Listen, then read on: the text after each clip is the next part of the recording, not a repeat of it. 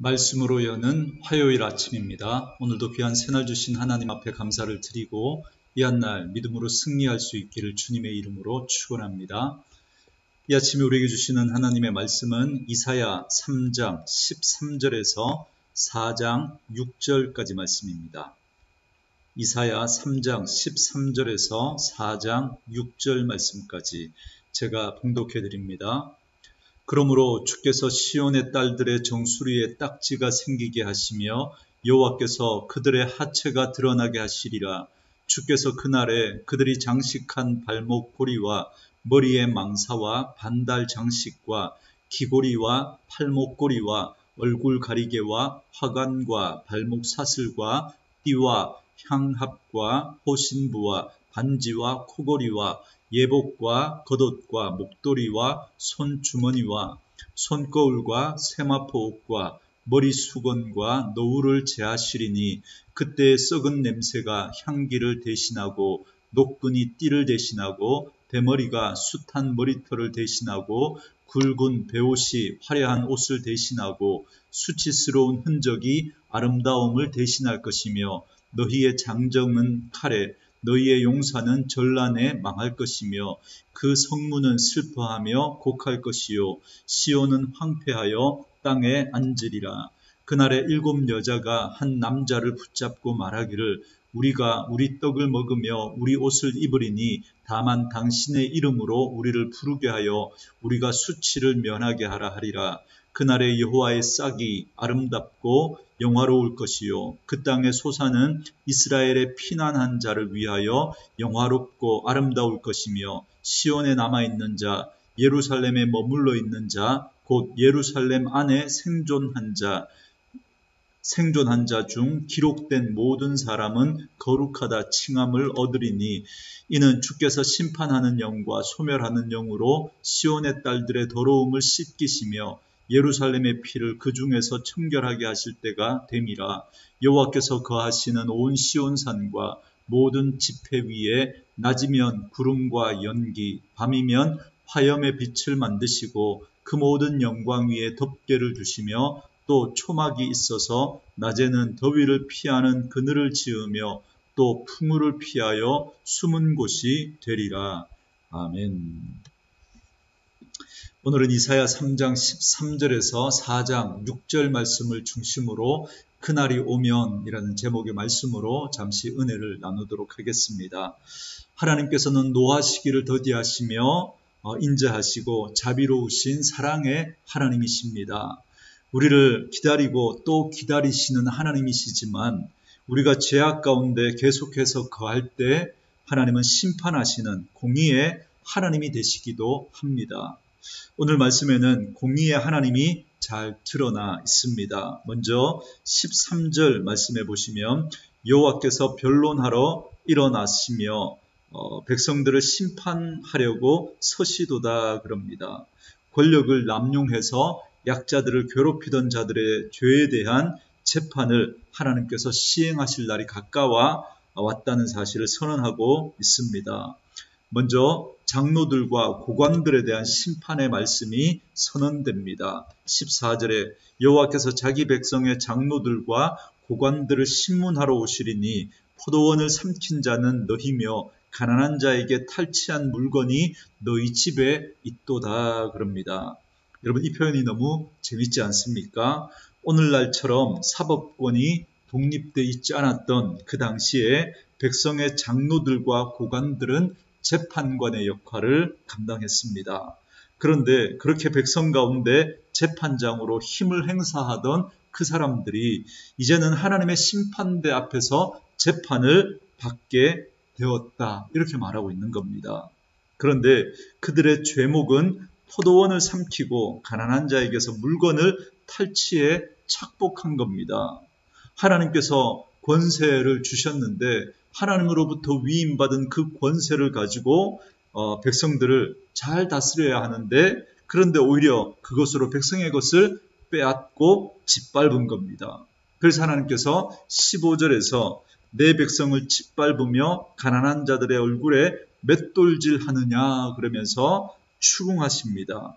그들의 죄를 밝히 드러내시는 거죠. 그런데 여기서 맷돌질한다라는 표현은 짓밟는다라는 표현보다 훨씬 더 강한 의미를 담고 있습니다. 그러니까 가난한 자들을 마치 맷돌에 놓고 맷돌질하는 것처럼 힘없고 연약한 자들을 가혹하게 학대하고 압제했다 이 말입니다. 유다의 지도자들은 하나님이 당신의 백성들을 돌보기 위해서 세우신 청지기입니다. 그런데 그들은 하나님이 주신 그 권위와 힘으로 오히려 백성들을 짓밟고 압제하며 자신들의 욕심만 채웠던 겁니다. 이건 힘의 원리로 움직이는 세상의 군왕들과 권력자들이 하는 모습인 거죠. 그렇기 때문에 그들이 먼저 하나님의 심판을 받아야 했던 겁니다. 오늘날 이 땅의 교회와 우리 성도들의 모습은 어떻습니까? 섬기라고 주신 그 직분을 가지고 오히려 그것으로 나를 드러내고 다른 사람들로부터 인정과 존경을 받으려고 하고 그것으로 영향력을 행사하고 나의 욕심을 채우려고 하는 그런 우리의 잘못된 모습은 없는지 우리는 돌아보아야 할 것입니다. 오늘 이 말씀을 통해 혹시 우리가 가진 직분과 그것으로 인한 어떤 힘과 결정권을 우리들이 가지고 있다면 그것이 하나님께로부터 하나님이 섬기라고 주셨다라는 사실을 기억하고 교회와 성도들을 유익하게 하기 위해서 섬기는 삶을 살아가는 저와 여러분들 될 수 있기를 바랍니다. 결코 우리의 욕망과 편의를 위해서 이것을 사용해서는 안 됩니다. 하나님의 뜻을 이루는데 사용하지 않으면 결국 그 모든 책임을 반드시 우리에게 물으실 것이기 때문에 그렇습니다. 계속해서 오늘 본문은 부유한 여인들에 대한 심판을 선언하고 있습니다. 16절 말씀에 여호와께서 또 말씀하시되 시온의 딸들이 교만하여 느린 목, 정을 통하는 눈으로 다니며 아기작거려 걸으며 발로는 쟁쟁한 소리를 낸다 하시도다 그럽니다. 여기 보니까 시온의 딸들이 교만하여 느린 목과 정을 통하는 눈으로 다닌다 그렇게 말씀합니다. 이게 무슨 말이냐면 음란한 마음을 품고 다른 남자를 유혹하기 위해서 다닌다 이 말입니다. 그래서 그 여인들이 아기작거리며 걷고 쟁쟁한 소리를 낸다라고 하는 이 말은 남자들을 유혹하기 위한 그 모습을 표현하고 있는 말입니다. 쉽게 말하면 꼬리를 친다 이 표현인 거죠. 이러한 여인들에 대해서 17절 이하에 보면 심판의 말씀이 선포되고 있는데요. 거기 보시면 그들로 질병에 걸리게 하시고 수치를 당하게 하실 것이다 그렇게 말씀합니다. 그리고 모든 치장과 장식품들을 제거하시고 이방의 포로로 끌려가게 하실 것이다 그렇게 말씀하십니다. 특별히 여러분 24절 말씀에 보면 썩은 냄새, 노끈, 대머리, 굵은 베옷, 수치스러운 흔적 이런 표현들이 나오는데요. 여러분 이건 이들이 포로로 끌려갈 때의 그 비참한 모습을 지금 묘사하고 있는 표현들입니다. 그러나 사실 여러분 이 말씀은 표면적으로 부요한 여인들에 대한 심판의 말씀이긴 하지만 엄밀히 말하면 그 시대에 부패한 예루살렘 공동체, 이스라엘 유다 백성들 전체를 향해서 부요한 여인으로 비유해서 하시는 말씀입니다. 하나님만 바라보고 의지하고 살아가야 할 그 유다 백성들이 느린 목과 정을 통하는 눈으로 교태를 부리면서 하나님이 아닌 다른 대상을 찾아 지금 꼬리를 치고 있다는 겁니다.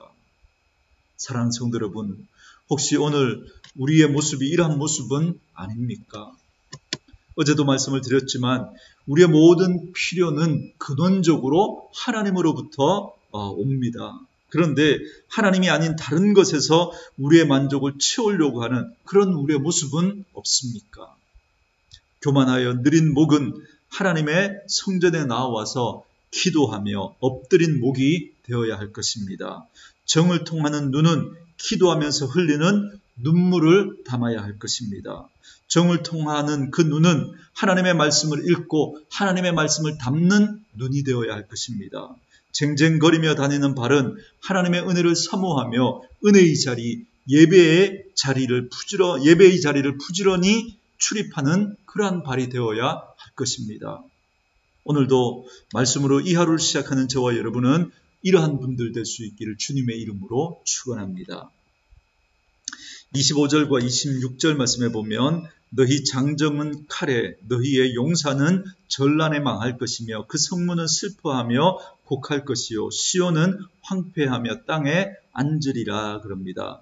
결국 유다는 전쟁을 통해서 하나님께 심판을 받게 될 거라는 겁니다. 수많은 군인들이 칼에 맞아 죽을 겁니다. 그래서 많은 남자가 전쟁터에서 죽었기 때문에 유다 사회에는 시집가지 못한 여자들이 많을 것입니다.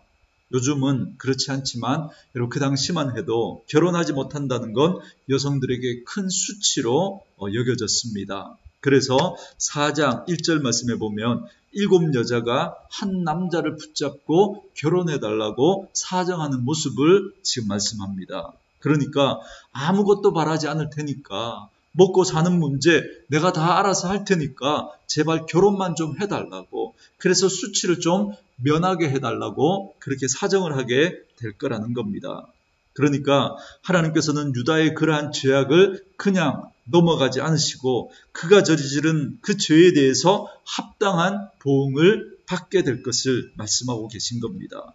그래서 그 하나님의 심판으로 전쟁 후에 겪게 될 그들의 그 비참한 상황까지 이렇게 자세하게 묘사해 주고 계신 겁니다. 여러분, 하나님은 사랑의 하나님이시지만 그러나 죄를 그냥 덮어두실 수 없는 공의의 하나님이라는 사실을 여러분 절대 잊으시면 안 됩니다. 그렇기 때문에 우리가 하나님의 백성으로 살아가면서 죄 가운데 돌이키지 않으면 그만큼 우리의 삶은 고단하고 힘들 수밖에 없습니다. 왜냐하면 하나님께서 하나님의 백성을 그냥 두시지 않기 때문에 그렇습니다. 이 사실을 꼭 기억하시고 날마다 하나님의 은혜 가운데 머물며 하나님의 백성다운 모습으로 살아가는 저와 여러분 될 수 있기를 주의 이름으로 축원합니다. 계속해서 4장 2절 말씀에 보시면 그날의 여호와의 싹이 아름답고 영화로울 것이요 그들의 땅에 솟아는 이스라엘의 피난한 자를 위하여 영화롭고 아름다울 것이며 그럽니다. 그리고 4장 1절과 2절은 모두가 다 그날에라고 하는 말씀으로 시작합니다. 여러분 성경에서 그날은 굉장히 중요한 말입니다.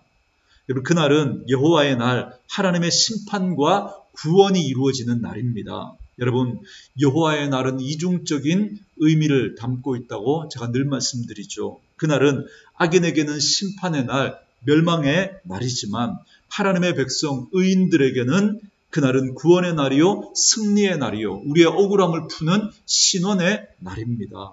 그래서 1절에서 심판의 말씀이 선언됨과 동시에 2절에서 구원의 말씀이 동시에 선포되고 있는 겁니다. 그래서 2절에 보시면 그날의 여호와의 싹이 아름답고 영화로울 것임을 말씀합니다. 왜냐하면 계속해서 말씀드리지만 이 남은 자들이 있기 때문에 그렇습니다. 그래서 하나님께서는 그 무시무시한 심판 가운데도 그 남은 자들에게 은혜를 베풀어 주시는 겁니다. 그래서 그들이 다시 싹이 되어 아름답고 영화로운 하나님의 사람으로 세워지게 되고 그들을 통해서 하나님의 구원의 역사, 하나님 나라의 역사가 그렇게 이루어지게 되는 겁니다.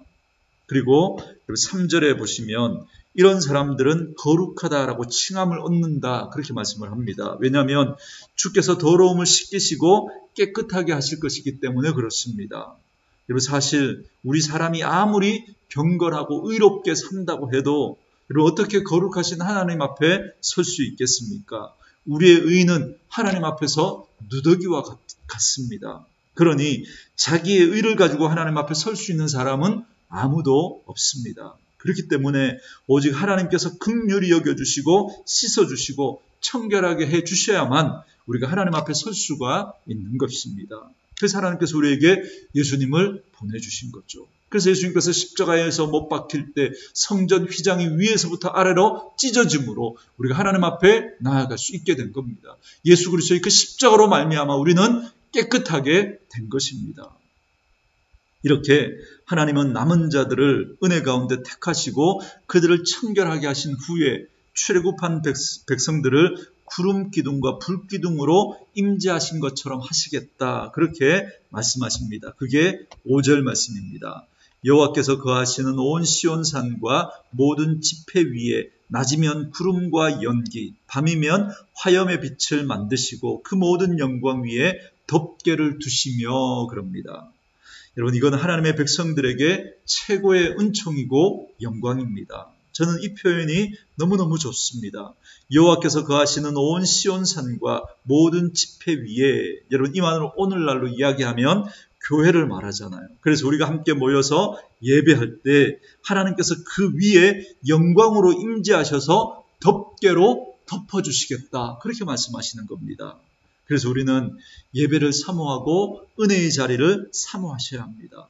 여기서 그 하나님의 은혜를 받고 돌아가셔야 합니다. 그래서 마치 하나님의 은혜와 영광이 우리를 덮개처럼 덮어서 우리를 지키시고 보호하시겠다는 겁니다. 그게 여러분 6절 말씀입니다. 또 초막이 있어서 낮에는 더위를 피하는 그늘을 지으며 또 풍우를 피하여 숨는 곳이 되리라 그럽니다. 하나님께서는 하나님의 은혜를 사모하며 이 세상 가운데 구별된 남은 자로 살아가는 그 의인들에게 초막으로 낮에 더위를 피하게 하시고 폭풍우를 피하여 숨을 곳을 만들어 주시겠다는 겁니다. 여기서 여러분 초막이라고 하니까 이런 느낌일지 모르겠지만, 여러분 여기서 말하는 초막은 하늘나라를 말합니다. 그러니까 가장 안전한 피난처를 제공해 주시겠다는 겁니다. 사랑하는 성도 여러분, 우리의 소망은 그날, 여호와의 날, 그 주님의 날이라는 사실을 여러분 꼭 기억할 수 있기를 바랍니다. 우리 주님 다시 오시는 그날이야말로 우리의 그 하늘 소망이 이루어지는 참된 소망의 날입니다. 그때 우리는 그 하나님의 영광을 경험하게 될 것이고 그 하나님의 통치와 보호함을 받으며 살아가게 될 것입니다. 그러나 우리가 이 땅을 살아가는 그 삶 가운데서도 우리는 하나님의 나라를 맛보게 될 것입니다. 우리가 하나님의 말씀에 순종하고 우리가 그 하나님의 은혜를 사모하며 은혜의 자리에 나올 때 하나님께서는 영광으로 우리를 덮으시고 그 덮개로 우리를 보호해 주시고 우리를 다스리시고 인도해 주실 줄 믿습니다. 그래서 우리는 이 땅을 살아가면서 부분적이지만 하나님의 그 은혜를 누리며 살아갈 수 있게 되는 줄 믿습니다. 그래서 오늘도 그 은혜를 사모하며 주 앞에 은혜를 사모하는 그런 저와 여러분 될 수 있기를 바라고, 또 완전한 우리 하늘 소망이 이루어지는 그날을 또 우리가 소망하면서 오늘도 하늘 백성으로 이 땅 믿음으로 살아가는 저와 여러분 되어줄 수 있기를 주의 이름으로 축원합니다. 오늘 주신 말씀을 생각하면서 우리 음악과 함께 기도하는 시간 갖도록 하겠습니다.